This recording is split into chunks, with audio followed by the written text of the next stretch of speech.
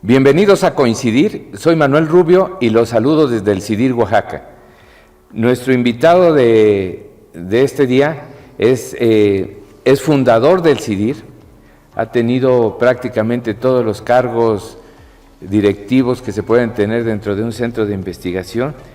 Él es un ingeniero con muchísima experiencia en cuestiones de producción y transformación de productos alimentarios. Es el típico ingeniero que se la sabe de todas.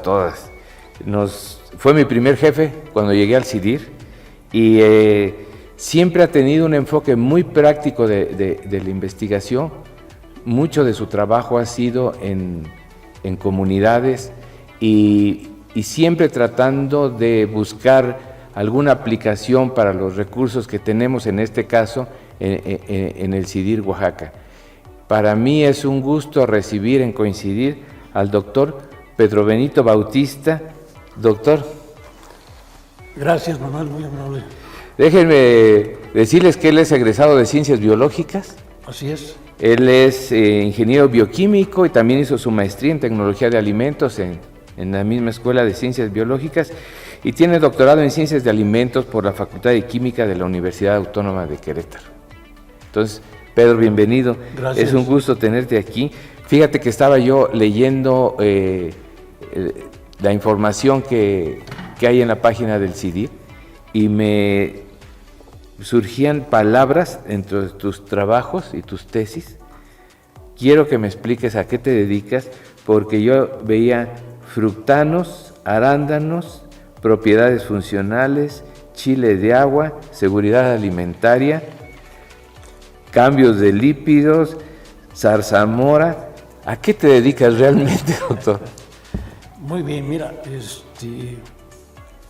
yo siempre he pensado que una de las cosas que tenemos a nivel nacional, ¿no? Tenemos muchos recursos naturales, ¿sí? Y esos recursos naturales, pues sí, se hacen mucha investigación sobre el volumen de producción, tipos de especies que hay. Sin embargo, no se aprovechan adecuadamente, pues, no, por ejemplo, en lo que mencionas, ¿no? Zarzamora silvestre, por ejemplo, ¿no? La zarzamora, el arándano y otras frutillas que le llaman, o frutas del bosque, tienen un alto potencial para la salud.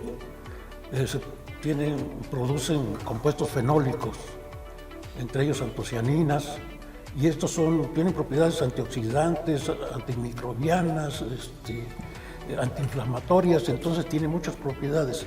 ¿Y tú sientes que no las aprovechamos? No las hemos aprovechado, no se han hecho esas evaluaciones del todo.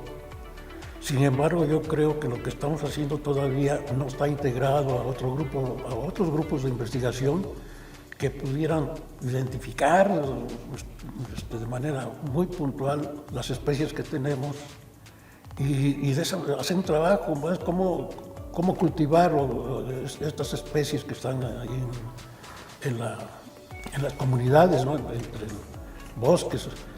Entonces, así como eso podemos hablar, ¿no? Nosotros tuvimos la suerte con una alumna, de introducir arándano y como una alternativa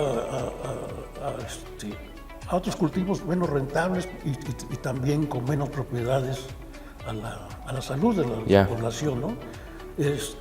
Pero se quedan ahí, ¿no? Se quedan ahí y en esto yo creo que nos falta más vinculación, buscar más recursos económicos para hacer una mayor trabajo, ¿no? Un trabajo que beneficia pues a la población rural sobre todo. Doctor, ahorita voy a regresar con esos puntos. Antes quería hacer todas las preguntas, pero entonces me quedo con la idea de que esta cadenita de el conocimiento, la aplicación, la producción, la comercialización, desde tu punto de vista tiene como cojea en algunos de sus interfaces. Sí, yo creo que por lo menos pues no es solamente en este centro, ¿no? Yo creo que en varios centros de investigación hay ese problema de no continuar, ¿no? Esos trabajos que lleven a un beneficio, que lleven que lleven a que la gente tenga autoempleo por lo menos, ¿no? Entonces eso buscamos nosotros en esto, ¿no? Ahora, ¿no? Y yo creo que desde que se fundó el centro, si somos congruentes con el nombre del centro, pues supuestamente deberíamos de estar buscando el eso. desarrollo, sí. Oye, doctor, a ver, quiero regresarme un poco a tu historia de vida. ¿Tú eres de Nochistlán? Sí, nací en Nochistlán. ¿Nochistlán? Nochistlán. Para nuestros amigos es una ciudad que se encuentra entre lo que es Oaxaca, sobre la autopista entre Oaxaca y Tehuacán, digamos, en la Mixteca. ¿Tú viviste ahí hasta qué edad? Hasta los 12 años, hasta ahí cursé el 5º año, fui a cursar el 6º año a la Ciudad de México, y de la Ciudad de México ya me hice el Politécnico porque estudié la prevocacional que se llamaba, Ajá. después la vocacional, la superior, después me fui a trabajar y regresé a hacer la maestría en el mismo Politécnico, ¿no? Bueno, entonces tu primera infancia sucede en Nochistlán, Entonces, en Nochistlán. pero de ahí te vas prácticamente tu adolescencia y juventud, te vas a la Ciudad de A la México. Ciudad de México, sí. Ese cambio para ti, ¿cómo fue? Bueno, afortunadamente yo creo que cuando nosotros, la familia decidió irse a México, pues íbamos de Nochistlán, que era como una población pequeña, todavía no tenía luz, No me digas. todavía no tenía luz ahí la población, y llegas a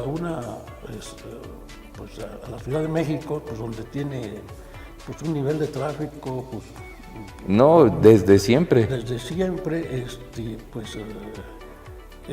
y entonces pues el cambio fue muy profundo, ¿no? Con otras ideas, ¿Llegas con familia a México? digamos con la familia, sí, Porque tú llegas entonces prácticamente a los 12 años. a los 12 años.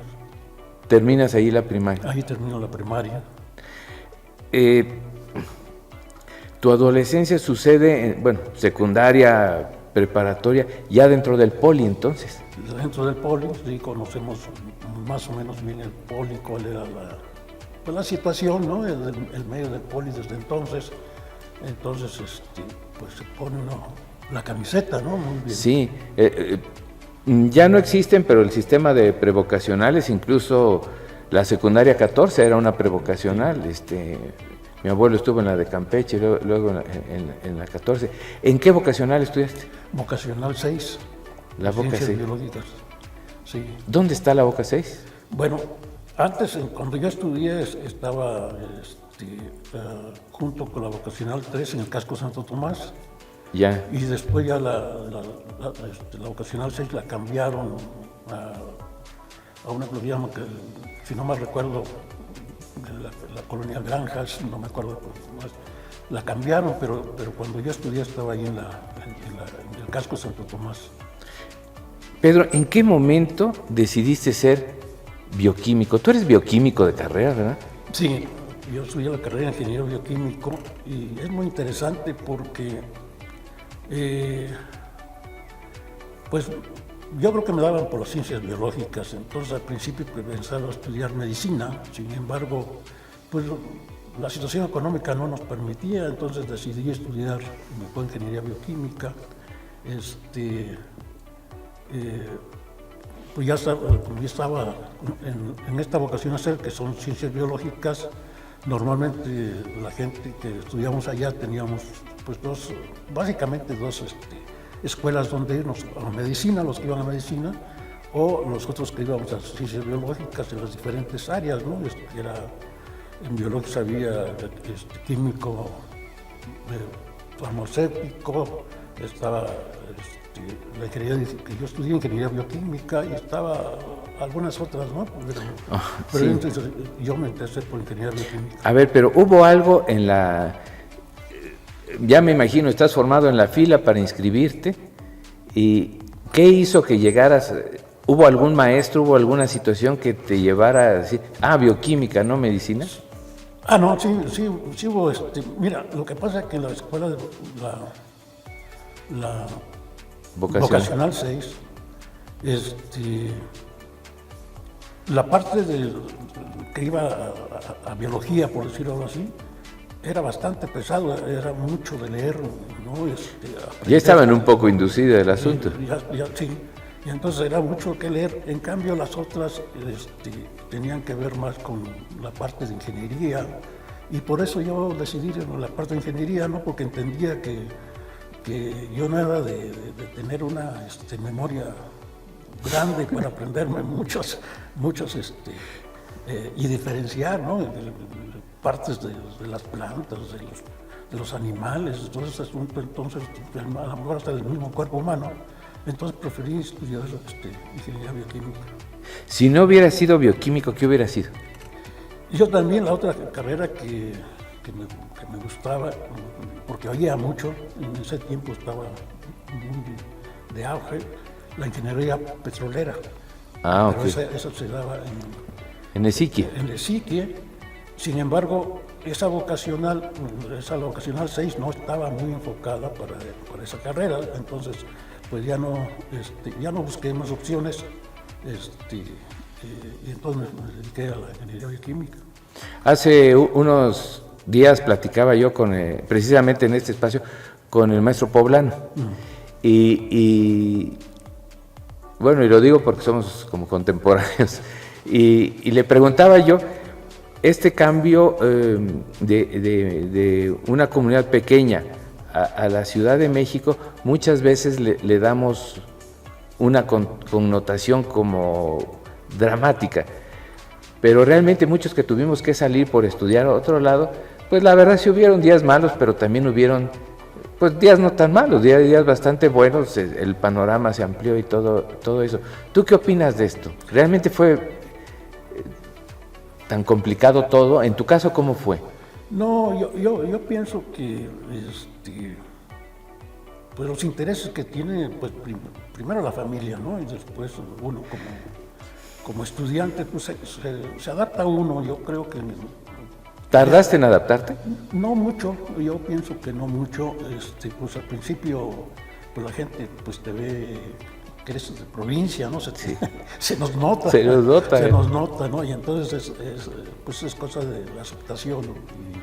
Y yo creo que no, yo creo que hicimos buenos amigos, sobre todo en la secundaria, en la vocacional y obviamente en la superior, ¿no? Pero yo creo que no es tanto. Yo creo que a mí me tocó una época en el Distrito Federal que no era tan poblado, no era tan grande, ¿no? Entonces nos tocaba, por ejemplo, jugar en las calles, ¿no?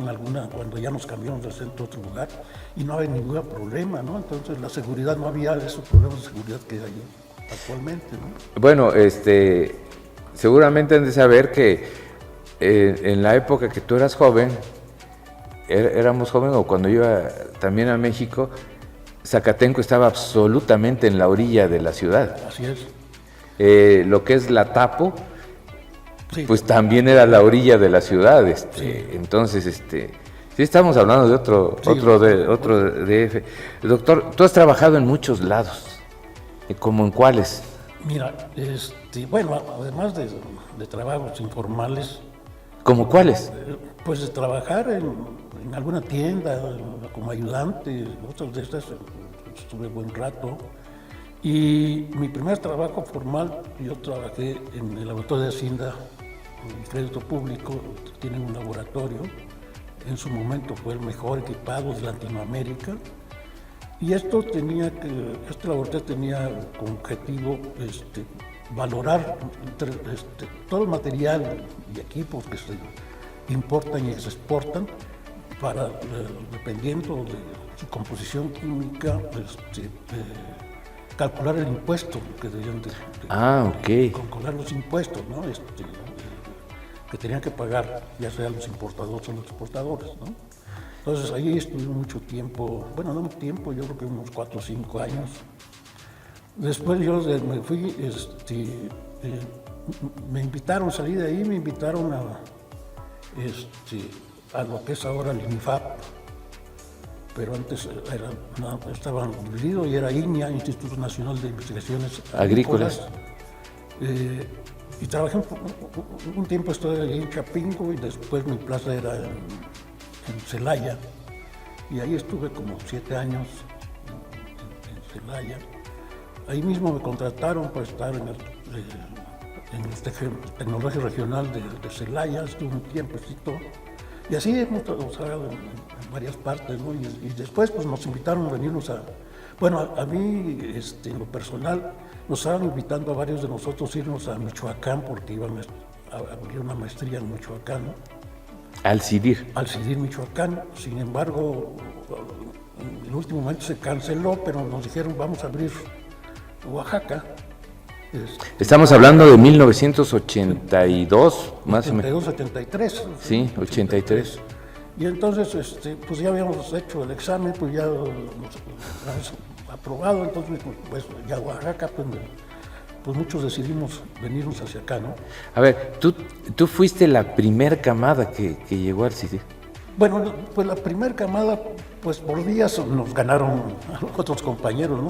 Pero sí, porque en la primera gente que llegó, pues fue la gente, el director, el subdirector y algunas gentes que estaban ahí desde el punto de vista administrativo, ¿no? Sí.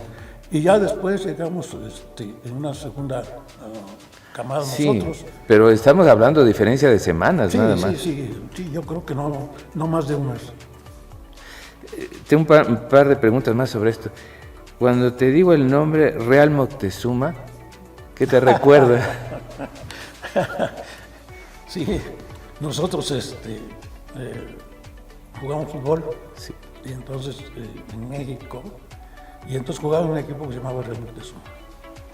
¿Y dónde jugaban? Donde dieran chance. Donde se pudiera, pues sí, todas puras canchas que son adaptadas, ¿no? Llaneras, dicen ahí en México, ¿no? En el llano. Sí, jugamos un buen rato. Sí, y esto lo sé porque una vez íbamos en un taxi en la Ciudad de México, no sé si recuerdes, y resulta que el taxista te reconoció. Sí. De todos modos nos cobró, pero... Pedro, estos primeros días del CIDIR eran una época un tanto romántica. El CIDIR inició en un edificio que antes tenía una reputación bastante dudosa, ¿no? Pero ¿sientes que ha cambiado nuestra forma de relacionarnos entre los compañeros de esa época ahorita? Claro, eran muy poquitos. Sí, yo creo que éramos muy pocos, yo creo que nuestras necesidades eran comunes, ¿no? De tratar de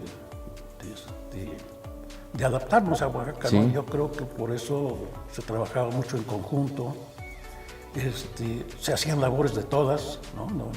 No éramos solamente investigadores, hacíamos de todo, y yo creo que eso fue un grupo que permitió, ¿no? Que llegáramos a consolidar el centro, ¿no? A consolidar el centro y de alguna manera también fundar, ¿no? Fundar este centro que ahora pues tiene pues un número de personal pues bastante grande, ¿no? Los CIDIRes tienen un documento fundacional, la razón de ser de los CIDIRes, de la doctora María Luisa Sevilla. ¿Qué tanto crees que continuamos sobre ese eje o nos hemos alejado un poco? Híjoles, yo creo que pues así no hemos continuado con la perspectiva que se tenía, ¿no? Yo creo que hemos cambiado un poco, pero yo también pienso que son las mismas políticas, tanto institucionales como de investigación a nivel nacional. Que nos han hecho que cambiemos, ¿no? Yo no sé ahora si con esta nueva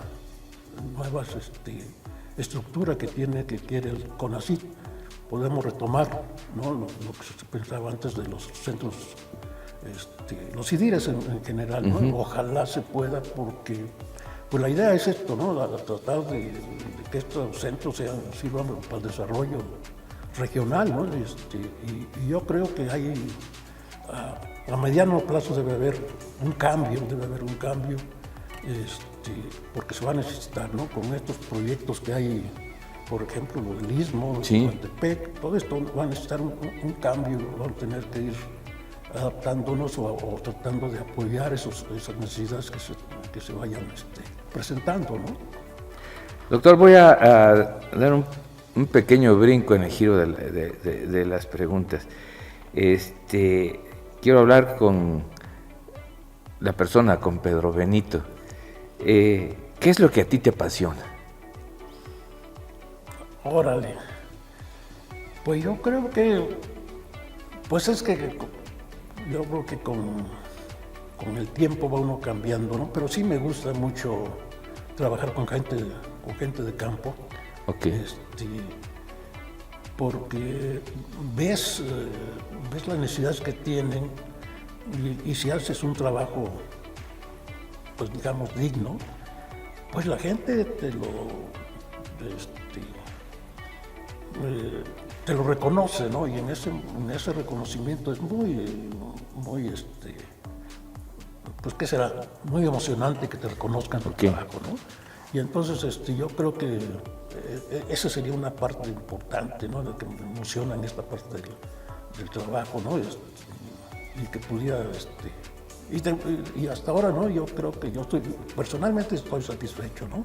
Lo poco o lo mucho que se ha hecho, estoy satisfecho. Sí, he sido testigo de esta situación porque me tocó ir contigo en algunos viajes de trabajo a zonas rurales, y cuando la gente ve que ese producto, que ellos realmente le dan poca importancia, sabiendo que tiene un valor, cuando me recuerdo tú les explicabas, estábamos con esto de la giotilla, la posibilidad de hacer mermeladas, colorantes y todo eso, realmente se abre un panorama para la gente que no lo tenían, y es gracias a llevar algo técnico, algo científico hacia ellos. ¿Hay algo que te sorprenda, Pedro? ¿Cómo de qué? En la vida, ¿qué te sorprende? ¿Has perdido la capacidad de sorpresa o la continúas teniendo? No, yo creo que pues, la sorpresa pues, está al día, ¿no? Yo creo que la tecnología a nivel mundial es el desarrollo va muy apabullante, acelerado, ¿no? Apabullante. No sé cuánto México pues tiene que entrar a esa tecnología, ¿no? Y entonces, pues yo creo que por ahí, pues sí, eso me sorprende, ¿no? Que no sabemos hasta dónde puede llegar la tecnología, ¿no? Por ejemplo, esta exploración de Marte, por ejemplo, ¿no? Dices, bueno, ¿en qué va a acabar? ¿En qué va a acabar, no? ¿Será que en un futuro, pues no muy lejano, se empiecen a hacer colonias humanas en esas partes? Bueno, ya no es Marte, la Luna, ¿no? Sería. Entonces, y toda esta tecnología sobre en todas las cuestiones electrónicas, ¿no? Todos los aparatos electrónicos, todas las comunicaciones, es impresionante. Pedro, ya nos comentaste que de este gusto que tienes por estar en las comunidades y poder, y ahora sí, llevar el lema del Poli, llevar la técnica al servicio de la patria. Esto te alegra. Dime alguna situación que en lo personal a ti te alegra. ¿Qué cosas te alegran? ¿Qué me alegra? No, yo creo que el éxito, ¿no? El éxito de cualquier gente que esté a mi alrededor ¿Te emociona? Me emociona. Sí, eso me emociona. Doctor, ¿hay algo que te enoje? Híjole, yo creo también, mano. ¿También? Porque además deben de saber que es alguien que se lo encuentra uno en los pasillos y es peligroso, igual que otros, porque platicamos horas, ¿eh? Yo creo que sí. Mira, una de las cosas que yo creo que hemos perdido los valores, ¿no? Entonces hay gente que perdemos valores, ¿no? Día a día se pierden valores. Pues yo recuerdo, fui joven y la gente nuestra edad, pues nos enseñaron muchos valores, ¿no? Entonces decía, por ejemplo, la palabra es la palabra, ¿no? Decían, no tenías que firmar documentos ni nada, ¿no? Y la palabra es la palabra. Y entonces, así como esto, yo creo que pues se dan en muchos casos, ¿no? Se dan muchos casos, y entonces eso no nos ayuda, pues, no nos ayuda. Entonces sabemos de gente que no cultiva estos valores, ¿no? Y eso pues llega al nivel de descaro, ¿no? Y entonces eso sí, yo creo que sí. ¿Te molesta? Es molesto. Pedro, tú el CIDIR tiene 38 años aquí. Estoy seguro que si veo tu contrato tienes 39, porque ustedes los contrataron casi un año antes. A nosotros nos contrataron, yo soy del contrato de un mes antes. Un mes antes. Un mes antes, no somos de un año antes. De todos modos ya tienes 38 años. En 38 años han sucedido miles de cosas. Así es. Cuéntame una anécdota que en particular la recuerdes con frecuencia o que sea importante para ti. Bueno, es que hubo muchas, ¿no? Yo mucho recuerdo una anécdota. Teníamos una camioneta Jeep, no sé si te acuerdas. Sí, como no. Una Jeep. Y en esa Jeep íbamos 10 gentes a veces, ¿no? Íbamos 10 gentes. Y yo recuerdo mucho, una vez salimos por acá rumbo a Sachila, a la parte alta. Y esa camioneta pues no tenía motor para llevar 10, ¿no? Entonces recorríamos 4 o 5 kilómetros, teníamos que bajar para que se enfriara el motor, ¿no? Y otros tantos kilómetros así, ¿no? De tal manera que pues, nos costaba trabajo viajar para ir a hacer pues algunos diagnósticos, ¿no? De ver qué había por esa zona. Y el caso que llegamos, después del viaje regresamos comimos juntos, todos los compañeros, ¿no?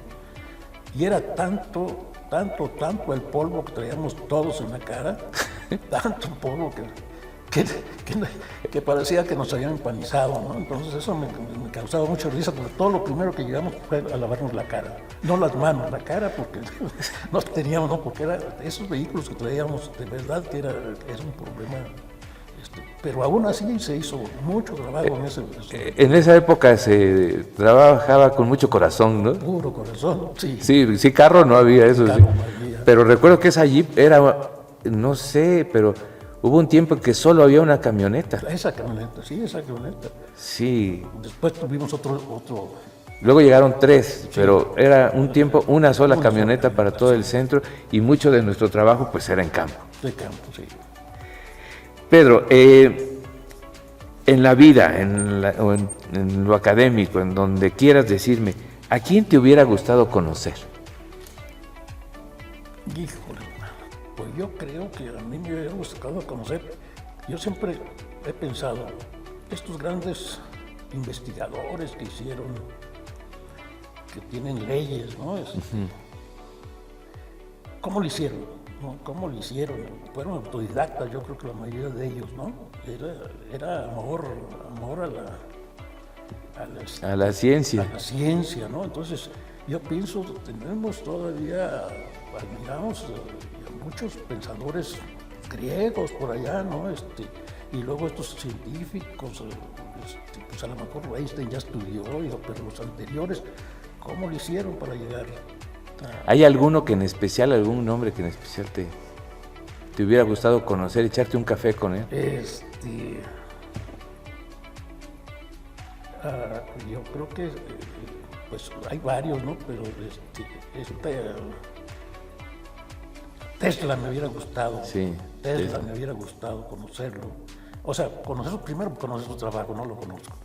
Pero todo lo que dejó, todo lo que han comprobado últimamente de lo que él teorizó, pues se sigue dando, ¿no? Y yo creo que debe ser una persona muy interesante para leer, ¿no? Leer y todo. Además es una personalidad un tanto romántica de la ciencia, ¿no? Era un tipo que hacía muchas cosas sí, por el bien común, por el bien de la humanidad. Sí, sí, sí. Doctor,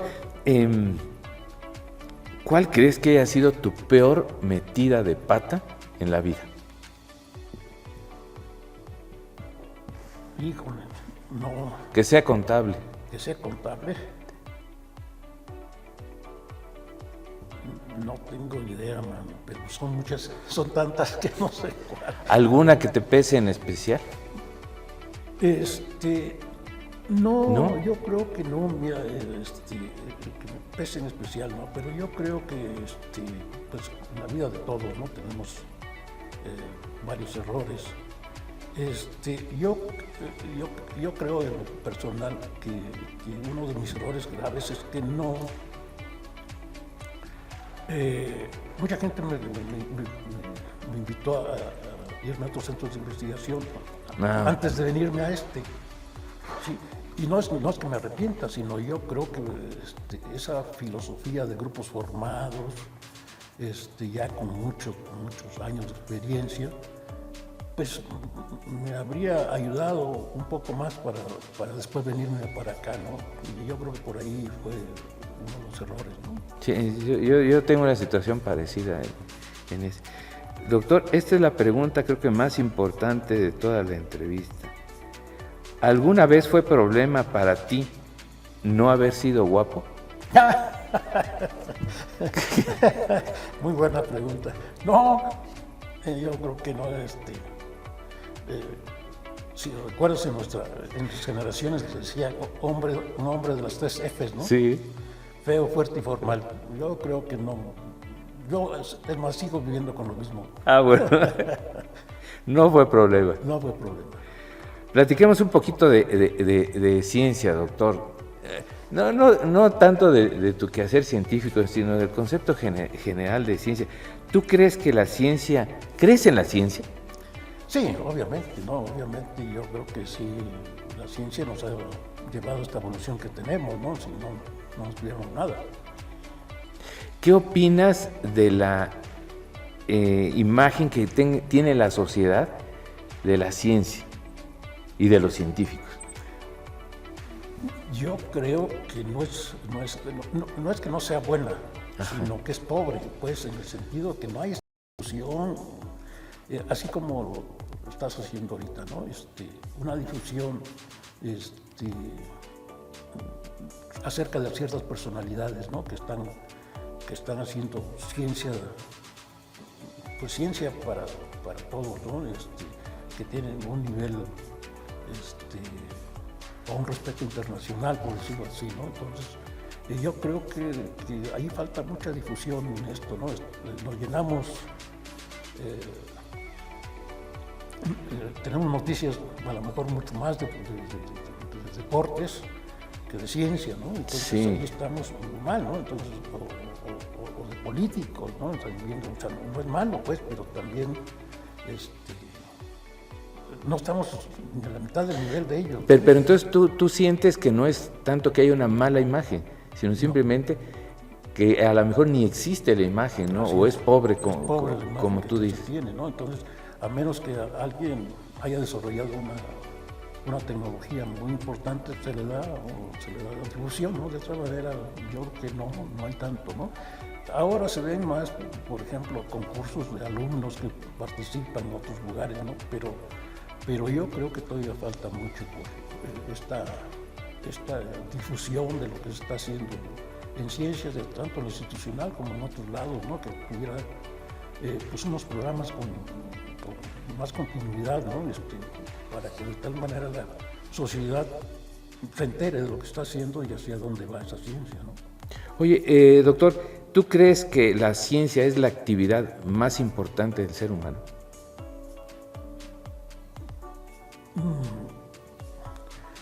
Pues es difícil decirlo porque pues hay otras cosas, yo creo, ¿no? Toda la parte que tiene que ver con el bienestar del ser humano, ¿no? Yo creo que por ahí, ¿no? Tiene que ver, porque, digamos, ciencia está metida en muchos campos, ¿no? Sí. Y algunos campos, puede ser la salud, por ejemplo, que nos ayuda al ser humano, ¿no? Pero también yo creo que hay más ciencia en la parte de armamento y cosas de estas que no ayuda mucho al ser humano, ¿no? La competencia, Okay. ¿no? Entonces está difícil pensar en esto. Como persona de ciencia, como gente de la academia, porque sí es cierto, tuviste algunos otros trabajos fuera de la academia, pero mucho ha sido tanto en el INIA o INIFAP como en el Politécnico, mucha de tu labor ha sido académica. Sí. ¿Cuál crees que sea tu mayor satisfacción en este mundo? En este mundo de la academia y de la ciencia. Yo insisto, yo te diría que la verdad que pues sí es importante la academia, ¿no? Es importante, pues se ha formado gente, ¿no? Yo creo que hemos formado gente que ha valorado mucho esa formación, pero también pienso que hay, pues la formación de estos profesionales, pues tiene que ser más integral. Ok. Sí, entonces yo creo que uno de los que a mí me parece que hemos logrado nosotros a veces es esa, ¿no? Esa que aun cuando egresen tenemos esa relación pues, muy cercana con los estudiantes y creo que no es fácil, pues, ¿no? No. No es fácil. Entonces yo creo que varios de la gente que hemos hablado nosotros siguen en comunicaciones, se hacen amigos después, entonces creo que eso es una satisfacción particular, ¿no? Sí, qué importante. Fíjate que no, yo lo tenía muy consciente, pero no lo había visto como lo ve. No lo había concientizado lo suficiente, pero sí es cierto, hay sobre todo 3 muchachos que estuvieron con nosotros hace ya mucho tiempo, nos seguimos comunicando y tienes razón, es de las cosas que más satisfacción produce. Sí. Sí. Doctor, tú tienes una formación, sí de ciencia, pero en un área muy técnica, por así decirlo. Tu trabajo, aunque haces publicaciones y este tipo de cosas, yo veía tus trabajos, son técnicos, son de una ciencia aplicada. ¿Qué tan importante crees que sea que a estas generaciones de gente, a nosotros nos toca atenderlos ya en el posgrado, se tenga un enfoque aplicado de la ciencia? Es que mira, yo veo que en esta parte o sea, todas las actividades humanas tienen que estar relacionadas, ¿no? Ok. Y por ejemplo, una de las cosas que yo siento que a veces está limitado en nuestro país, por lo menos, es el recurso económico, ¿no? Entonces, pero yo siempre he dicho, pues es un círculo virtuoso que tenemos que hacer. En este círculo virtuoso, pues por más gente, la gente trabaja, genera recursos y parte del recurso entra a la ciencia, ¿no? Si ese círculo virtuoso no se da, pues no vamos a crecer en la gente que haga ciencia, ¿no? Entonces tenemos que ver que lo que la gente egresados salen, pues tengan que entiendan esa parte, ¿no? De ese círculo vicioso que tienen que generar. Círculo virtuoso. Círculo virtuoso para generar recursos, ¿no? Mejores recursos humanos, más recursos económicos y también, ¿no? Y a dónde va a ir dirigida, ¿no? De tal manera que esto se pueda.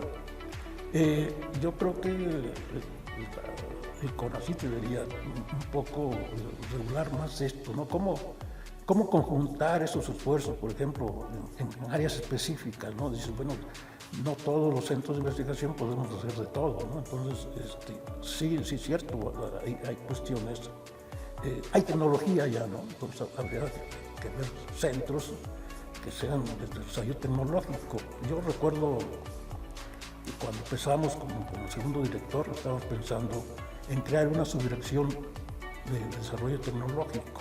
O sea, que la investigación alimentar el desarrollo tecnológico alimentar a las comunidades, ¿no? De esa forma.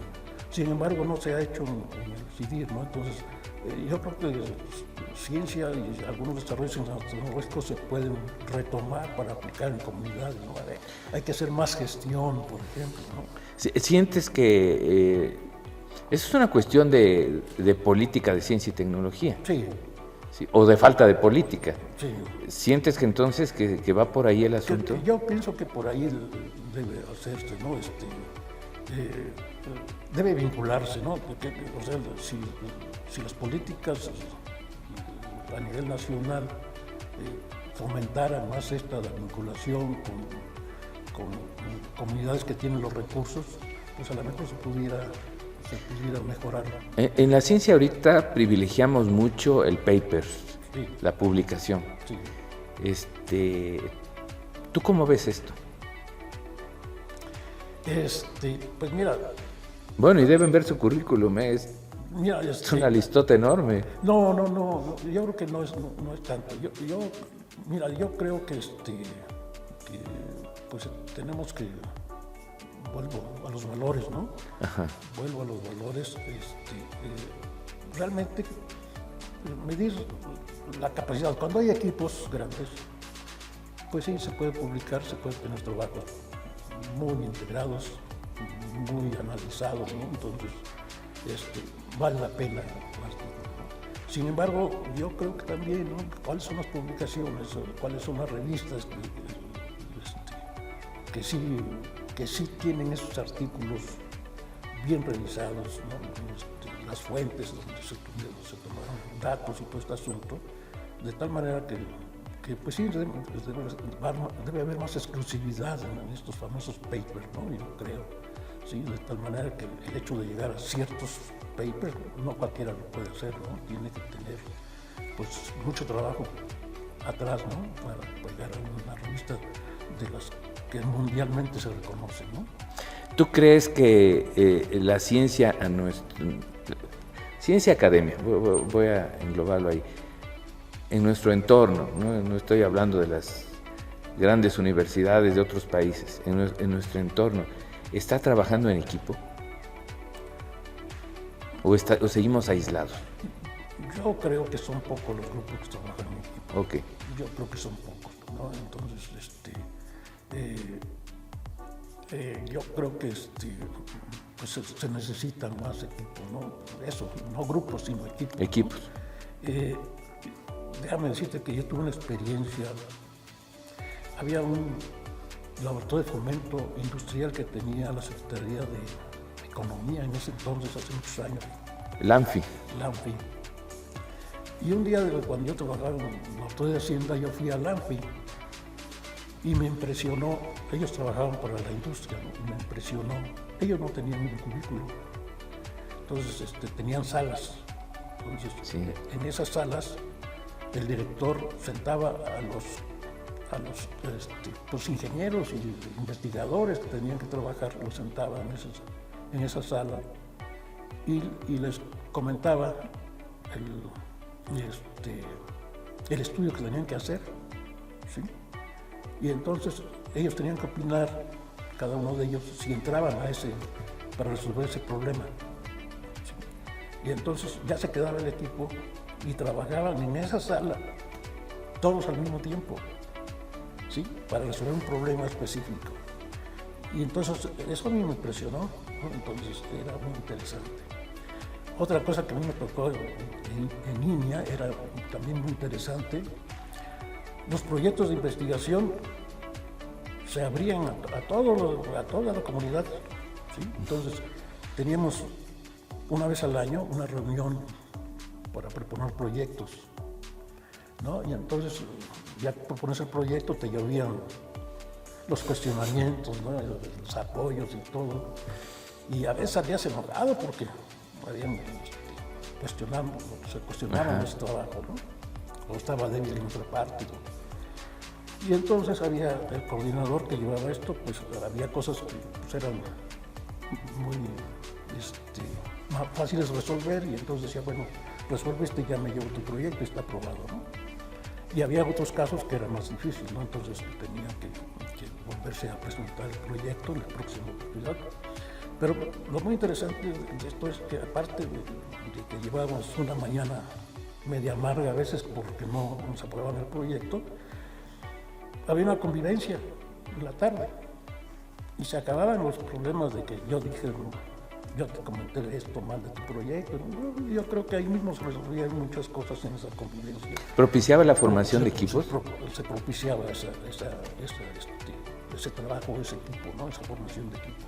Y se me hacía muy interesante porque todos conocíamos qué estaba haciendo cada uno de nosotros y si te podía apoyar, alguien te apoyaba o te invitaba, ¿no? Eso es asunto, porque dice, bueno, yo no sé de esto, échame la mano con esto, ¿no?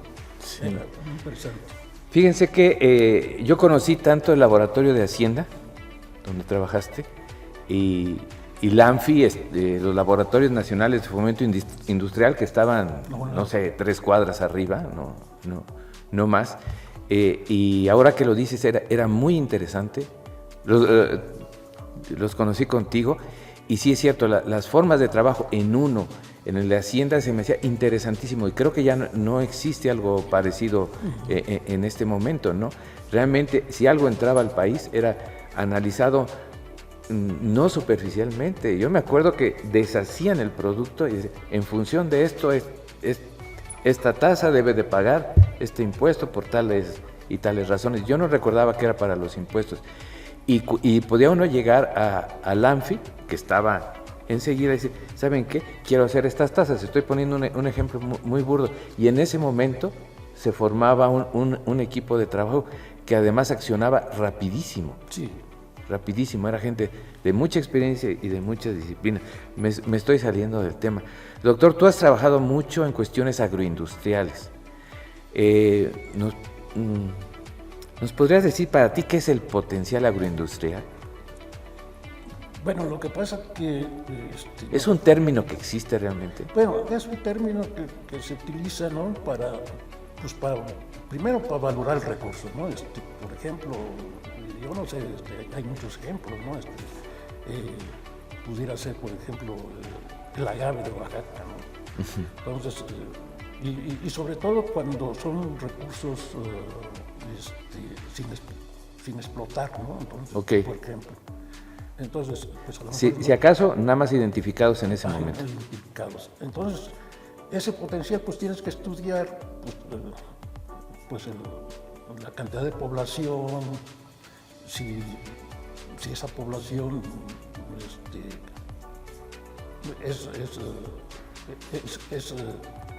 ¿cómo te diré? Hay tanta población que se puede aprovechar sin dañar la población natural. Entonces, pues eso se llama que tiene un potencial industrial que se puede estar sacando parte de esa población para un aprovechamiento. Para aprovechar algunas cosas, ¿no? Entonces, ese potencial agroindustrial sí se puede dar, ¿no? Ahora, puede darse también en otro caso, por ejemplo, hablamos, por ejemplo, en el caso de arándano, ¿no? El arándano no es un cultivo de México, ¿no? Pues básicamente es de zonas frías. Bueno, inicialmente era de zonas frías, lo trajeron a Michoacán, Jalisco, por ahí, y ahora, después de yo creo que 15 años, somos el primer exportador, creo, de arándano. No sabía. Entonces, se adaptó también, que también tiene un potencial, ¿no? Okay. Potencial, ¿no? Porque se adaptó ese cultivo en México, ¿no? Y entonces es muy interesante. Entonces tiene muy buen precio el arándano porque México tiene producto cuando los países tradicionales fríos no tienen, ¿no? Entonces es muy interesante esto que hicieron con el arándano, ¿no? Entonces, así como esto, pues ha habido otros cultivos, yo creo que tenemos por las condiciones geográficas, climáticas, pues tenemos potencial para varias cosas. Vamos a dar un pequeño cambio de tema, doctor. Fíjate que hay unas preguntas, a todos nuestros invitados se lo comento, que no sabíamos dónde meter. Entonces decidimos que cada uno de nuestros invitados se mate con su propia mano Escoge una y me das el papelito.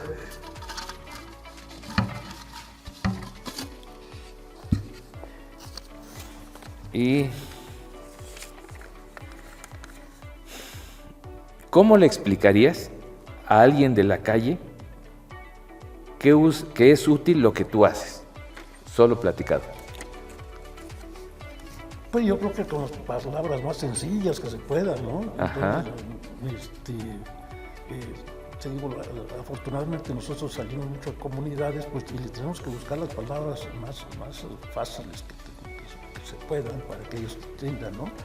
Tratar de entrar en el lenguaje de ellos, ¿no? Entonces decir, bueno, a ver, ustedes tienen este recurso aquí, y pues hay gente que tiene tantos recursos que no lo aprovechan, ¿no? Y entonces, o solo lo usan de forma local, muy personal, ¿no? Entonces, pues lo que hacemos con la gente pues es sentarnos y platicarle, mira, este recurso, lo que tú comentabas hace rato, ¿no? Con estos recursos se pueden hacer este tipo de productos alimenticios, por ejemplo. El hecho de que tú transformes tu producto te permite no solamente tener en temporada, sino en todo el resto del año, pues tener, por ejemplo, un concentrado de jugo de cactáceas, ¿no? De una cactácea que puedes tener todo el año. Una mermelada puedes tener todo el año. En cambio, si no transformas, pues se te va a echar a perder. Entonces, debe ser muy simple. Entonces, y si tú le muestras el producto, o lo haces junto con ellos, hemos tenido experiencias muy bonitas. Sí, me consta. Entonces, un día, por ejemplo, me tocó tenían muchos duraznos en la Sierra Norte, y se nos ocurrió hacer unas mermeladas con las señoras. Tráiganse sus frascos, ¿no? Los que tengan, así, aunque sea de tapa de plástico. Bueno, pues, trajeron sus duraznos, tenían limones, sacamos la parte de la cáscara, donde está el contenido de pectina, lo picaron, más o menos con la idea de la concentración que debe llevar y todo el asunto, y les entregamos sus mermeladas. Después nos pidieron ya cursos, creo que hice 2 o 3 cursos formales, y a raíz de eso quedó un grupo de gentes que tiene su tallercito ahí en la sierra de Santa María, Llavecía, creo que sí. Llavecía. Y un día con otro de los compañeros fuimos a Llavecía y nos encontramos ese tallercito. Entonces ya estaba olvidado, entonces de repente me dicen, no, pues aquí ya tenemos nuestro taller, ¿no? Y así como esto, yo creo que les explicas de manera pues no tan complicada y ven los resultados y entonces se interesan por hacer este tipo de trabajo. Es que yo he tenido la oportunidad de ir muchas veces, antes mucho más, ahora ya tiene tiempo que no lo hacemos, pero el doctor Pedro Benito es caminando y haciendo, sí, más que platicarlo. Y sí, no me extraña eso porque lo hicimos con la giotilla y todo. Al momento que está platicando, no lo va a platicar tanto. Bueno, sí lo platica mucho porque habla mucho, pero también lo estabas haciendo. El chiste que terminamos la plática y ahí estaba la mermelada. Eso es, eres un divulgador nato, es muy interesante, te felicito por eso. Pedro, tengo una sección de preguntas rápidas. Lo primero que se te venga a la mente. Si no me quieres contestar tampoco, ¿eh? ¿Cuál es tu libro favorito? O alguno que te guste, porque esa pregunta luego es para los presidentes de la República que salen con cada cosa. A lo mejor uno de los favoritos, El lobo estepario. El lobo fuerte, ¿eh? ¿Qué prefieres ver, series o películas? Películas, yo creo. ¿Sí? ¿Alguna en especial que te haya gustado? No, en general, series no tanto porque a veces tenemos tiempo, a veces no, entonces, te quedas picado. Se queda uno a mitad. ¿Tu deporte favorito? Pues por ejemplo, he practicado fútbol, un poco de básquetbol, Pero así, de verlo, yo creo que prefiero el box. Ah, ok, está bien, está bien. ¿América o Cruz Azul? Cruz Azul. Cruz Azul. ¿Qué no has hecho? ¿Qué no he hecho? Híjoles. Yo voy a dar unas vacaciones largas. Por 2. ¿Tu comida favorita? Órale. Híjoles, es que hay muchas, ¿no? O sea, eres tragón. Sí, me gusta. Normalmente, pues yo creo uno de los favoritos, pues los oaxaqueños, ¿no? Cualquier tipo de mole, por ejemplo, ¿no? Es bueno, ¿no? ¿Tu hobby? Órale. Pues yo creo que un poco me gusta tener plantas, ¿Mascotas? perros. Perros. ¿Mientes? ¿Eh? ¿Mientes? Cuando se necesita.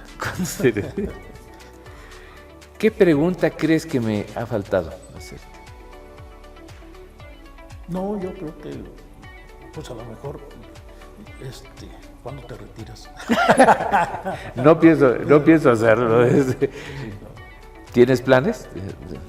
No, yo que, bueno, de forma inmediata no creo, ¿no? Vamos a ver vamos a continuar un ratito, yo creo, con un rato más, ¿no? Pues hay gente joven que tiene que reemplazar ya algunos. Sin embargo, yo estaba leyendo un artículo que decía que los premios Nobel casi todos son de 60 y hay gente que tiene su alta productividad incluso hasta los 80, ¿no? Sí. Entonces yo ¿Quieres comprobar la teoría? quiero comprobar, no tanto creo, pero sí es interesante, ¿no? Esa dedicación que algunas gentes que se enamoran de su trabajo, ¿no? Hay gente que se enamora de su trabajo y por más grande que esté, sigue. ¿En este momento te ves jubilado? Todavía no, pero Todavía no. No creo que dure mucho. Tengo ya 38 en el poli y tranquilamente otros 12 fuera. Así que ya tengo 50 años oficialmente trabajando. ¿No? Ya es un rato, ¿no? Ya es un rato. Sin embargo, creo que falta... tú eres de la gente que forma gente. Ojalá lo sigas haciendo Sí, durante mucho tiempo. Puedo, ¿no? Pedro, ¿cuál es algún último mensaje? ¿Cuáles serían, no quiero decir tus últimas palabras porque eso se oye horrible, pero en esta plática, algún último mensaje que quieras comentar? Pues primero, bueno, yo creo que para la comunidad, ¿no? Que se trabaje de forma más conjunta, yo creo que sería ¿no? Yo creo que otra idea sería pues pues trabajo enfocado más al beneficio común, ¿no? Entonces, yo creo que Oaxaca tenemos mucho por hacer, ¿no? Hay lugares donde tienen recursos y no tienen cómo aprovecharlos.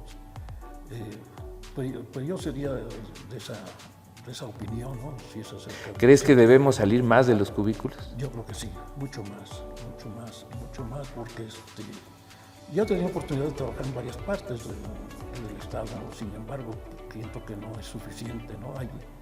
Luego, necesitamos darnos a conocer mucho más todavía, mucho más, tener mucha más vinculación con la sociedad, con el gobierno, de tal manera que se hagan proyectos, ¿no? Financiados, ¿sí?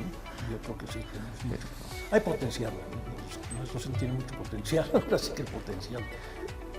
Doctor, pero ya sobre este último punto, entonces tu punto de vista es, sí necesitamos salir de los cubículos, necesitamos irnos más al campo, pero como estructura general de nuestros centros, no solo del CIDI, necesitamos volvernos más gente de la sociedad, no estar tan en nuestra...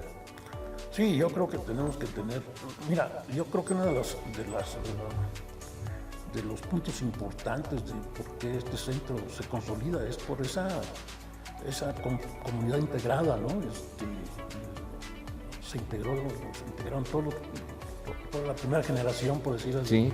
de trabajadores, nos integramos, ¿no? Y entonces, tú recordarás, ¿no? Pintábamos, limpiábamos, hacíamos muchas cosas. Sí. ¿No? Entonces, Sí, todos los árboles de la entrada los todo, sembramos claro, nosotros. todo este asunto que se hizo, pues yo creo que tenemos que armarlo, ¿no? Las mesas primeras del laboratorio fueron de un herrero, ¿no? Entonces no teníamos muchas cosas, ¿no? Entonces yo creo que sí falta esa parte de trabajar en buenos grupos, ¿sí? En muchas cosas que tenemos, ¿no? Que podemos hacer y que no estamos haciendo en este momento. Doctor, ¿por qué aceptaste esta entrevista? Por ti primero. Gracias. Por ti primero. Y yo creo que pues son importantes, o sea, yo creo en esa difusión, ¿no? Que nos falta. Y entonces negarse a una difusión, aunque a lo mejor no soy la persona más indicada, pues es importante, ¿no? Los puntos de vista hay que sumarlos, ¿no? Yo pienso que cada cierto tiempo debe haber como una autoevaluación en todo el centro, ¿no? En donde estamos bien, pero así que nos permita realmente autocriticarnos. La autocrítica es importante para el centro de investigación, ¿no? Que en esto trae proyectos que valgan la pena, que sean, pues, que se puedan aplicar, ¿no? Lo más rápido que se pueda. Entonces yo creo que por eso, yo creo que nos falta difusión. Doctor, ¿dónde puede localizarte alguien que esté interesado en hacer contacto contigo? Pues yo creo que pues en el correo institucional, que es la parte oficial, ¿no? Sí. Es pbenito@ipn.mx, ahí nos pueden localizar. pbenito@ipn.mx, y si se mete a la página del CIDIR, el doctor Pedro Benito es maestro de nuestro posgrado en gestión de proyectos y ahí están todos sus datos para contacto. La verdad, doctor, es un gusto haber platicado esta mañana. Yo sé que no va a ser la última y la verdad sí estoy convencido de que eres de las personas indicadas porque tú eres de los fundadores. Tu visión ha sido muy diferente, bueno, no muy diferente, muy especial en relación a este sentido de tener una investigación muy aplicada al entorno de nuestro centro, ¿no? Cada centro lo hará en el entorno que le toque. Entonces, la verdad para mí fue un gusto haberte tenido en coincidir y espero que no sea la última, doctor. Gracias, doctor. Gracias, doctor. Pues aquí estamos, pues. Amigos, nos vemos en el siguiente coincidir. Es un gusto haber estado con ustedes.